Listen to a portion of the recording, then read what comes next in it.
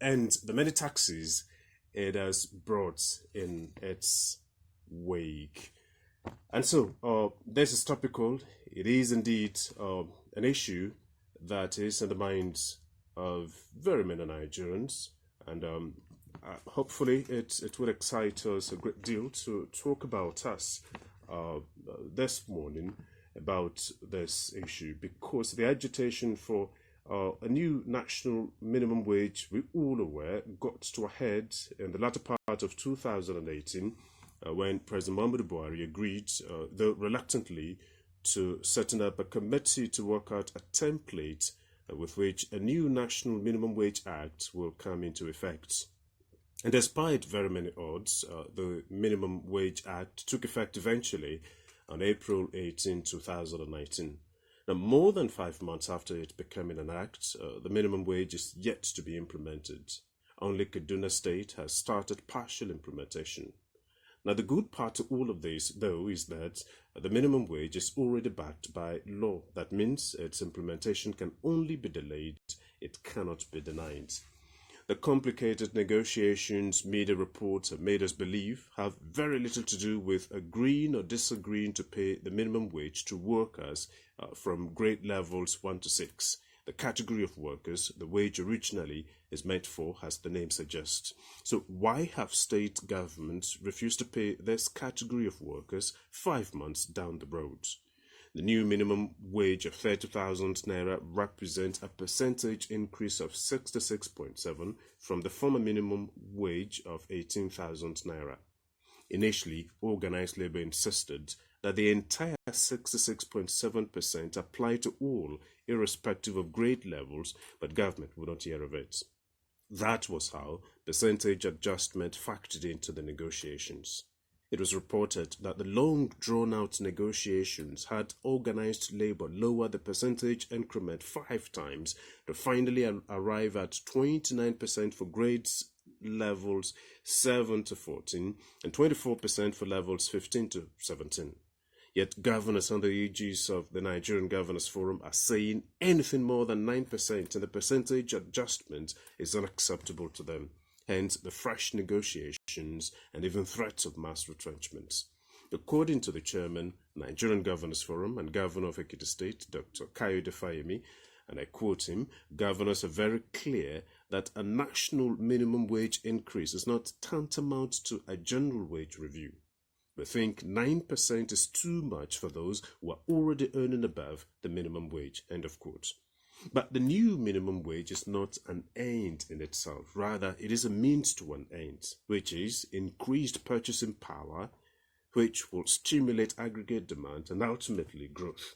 And growth emanates from higher production.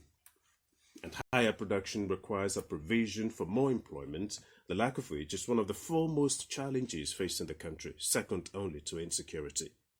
And so the point has always been made that higher production and accompanying employment is critical to national well-being. Nigeria, our dear country, is nearly completely reliant on oil production and prices to drive growth and development. Yet oil prices at the international market are highly susceptible to volatility, and this impedes the process of attracting growth. Because oil accounts for over 90% of export earnings, it always contributes more than half of total government revenue. Yet that most important revenue source is faced with constant volatility. Hence the need for government to shore up non-oil revenue and the attempt at diversifying the revenue base with multiple taxes. Now we begin with VAT. Government has since announced a nearly 50% increase in VAT to 7.5% from 5%. VAT is a consumption tax, and the aim is to help boost non-oil revenue with a view to meeting government obligations from the same people whose purchasing power government is trying to strengthen with the minimum wage. And then there is the Communication Service Bill, which has already gone through first reading in the National Assembly. When operational as an act, it will exact a 9% tax on everything that has to do with communication, from voice calls to short messages to mobile data subscription.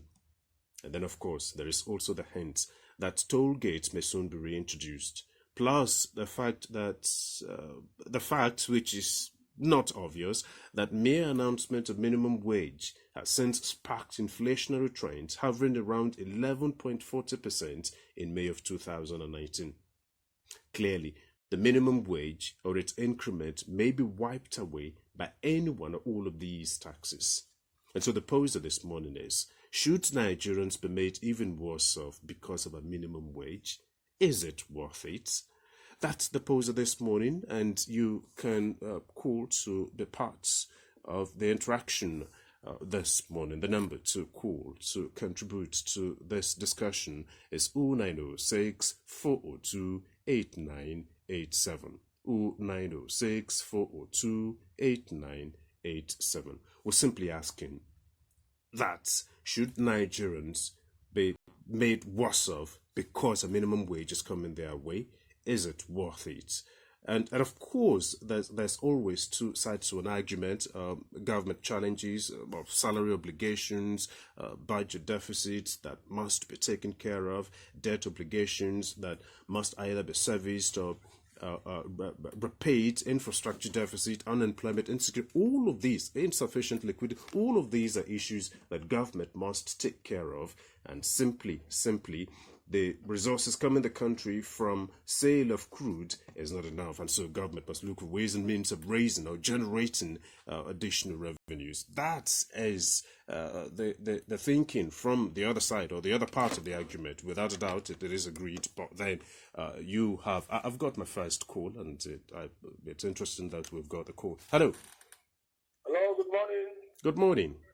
My dear friend, AP, this is Comrade Rabi from Agudama. Rabi, appreciate your calling in. Yes, what I want to contribute is that I don't know what's really going on with the federal government. They promised Nigeria that they will reduce hardship, but right now they're increasing the hardship even more. What is really the problem? Look at the economic projection. It's negative from the World Bank down to even our national level of Bureau of Statistics water view. Is that the way to govern a country? What is the need of raising the VAT, the value-added tax to 7.2? What is the reason? Is it because they are now telling us that they are looking for money? Have you ever seen in this country, that the politicians have not been paid for 1 month or for 2 months? The recurrent expedition is there. They have been paying the politicians, collecting their interest, collecting their allowances, and the ordinary workers suffer. What is the problem in this country? Is it because you want to raise minimum wage and you want to collect it? This is robbing Peter to pay Paul. This is like a gift from the devil. That the devil will give you a gift and he will collect it from others. That is very bad. How can you tax Nigeria to pay toll gate? We should pay for bad roads across the country. That is what the federal government is telling us. Federal government cannot tell Nigerians that they don't have money to repair our roads to a standard. What Nigeria is looking for is standard road that will reduce accidents, reduce death, the death rate of our country. The poverty headquarters of the world that you want to impoverish the people living the more, is that the way to go about it? This is absolutely wrong. I call on Labour to do something, not just to negotiate with the federal government about the minimum wage. Because the minimum wage is dead on arrival. Do you know why I'm trying to say that? Because even if the federal government agrees to pay up to 29% of what Labour is talking about from level 7 to even level 17, they've already collected the money. Federal government has collected multiple times.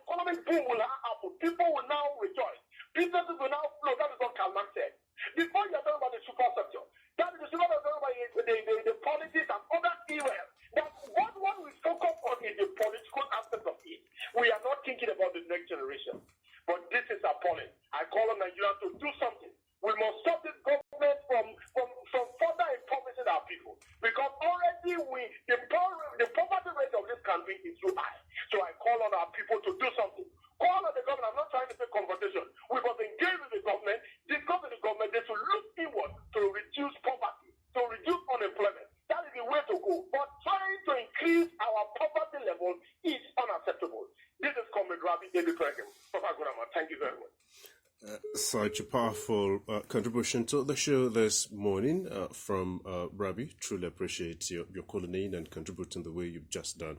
Hello. Hello. Hello. Good morning, Paul Lady. Good morning. How are you doing? All is well. Appreciate your calling in. I'm calling you from Port Harcourt. Hello. I can hear you loud and clear. Go ahead with your contribution, sir. I'm calling you from Port Harcourt, Rumokoro precisely. Thank You know, one thing with Nigeria that I've come to realize, Nigeria is a country that if they are giving you something with right hand, they also want to collect with left hand. They know that maybe they will implement the statutory minimum wage. So they want to make sure that they add the VAT before the money even arrives. So as I look at this, Mr. All right. Truly appreciate you calling all the way from Port Harcourt.